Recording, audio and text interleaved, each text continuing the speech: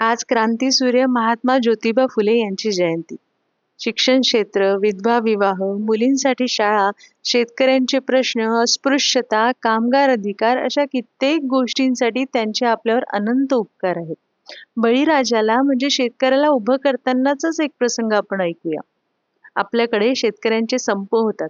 त्या संपाचा पाया त्यावेळेला महात्मा ज्योतिबा फुले यांनीच रचला. महात्मा ज्योतिबा फुले यांनी पुणे जिल्ह्यातील ओतूर येथे शेतकऱ्यांचे शोषण करणाऱ्या उच्चभ्रू विरुद्ध ऐतिहासिक संप घडवून आणला होता. हा संप तब्बल 3 वर्ष चालला. या संपातल्या मुख्य मागण्या काय होत्या तर त्या काळातले उच्चभ्रू वर्ग हे शेतकऱ्यांकडचे लग्न लावताना धार्मिकतेचा पगडा आणायचे आणि त्यांच्याकडून तब्बल एका लग्नाचे 20 रुपये घेतले जायचे.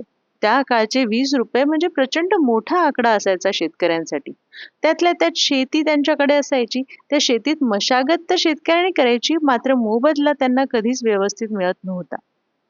मशागत शेतकऱ्याची, मेहनत शेतकऱ्याची, मात्र मोबदला हा त्यांच्याकडेच राहायचा. म्हणून फुलेंनी ओतूरला भाऊ पाटलांच्या मदतीने एक संप घडवून आणला. प्रखर शब्दात सांगितले की अशा स्वतःला सवर्ण म्हणून घेणाऱ्यांकडे शेतात कामाला जाऊ नका आणि ह्यांच्याकडनं लग्न देखील लावून घेऊ नका. हा संप 3 वर्ष चालला. त्यानंतर जे लग्न 20 रुपयाला लावले जायचे ते लग्न केवळ 4 आण्यावर आले होते. आणि शेती करायची असेल तर मोबदला देखील भरपूर वाढवून मिळाला. नाक दाबल्याशिवाय तोंड उघडत नाही हे त्यांना माहीत होतं. फुले हे उत्तम संघटक होते.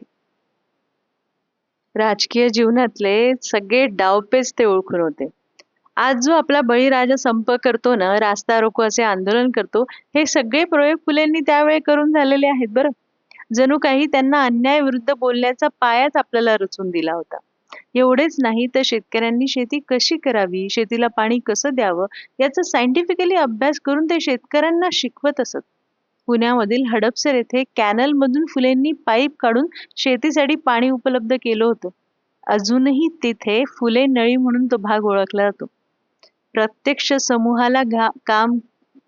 समूहाला सोबत घेऊन काम करणारे होते महात्मा ज्योतिबा फुले. आज महात्मा ज्योतिबा फुले यांची जयंती. त्यांना विनम्र अभिवादन.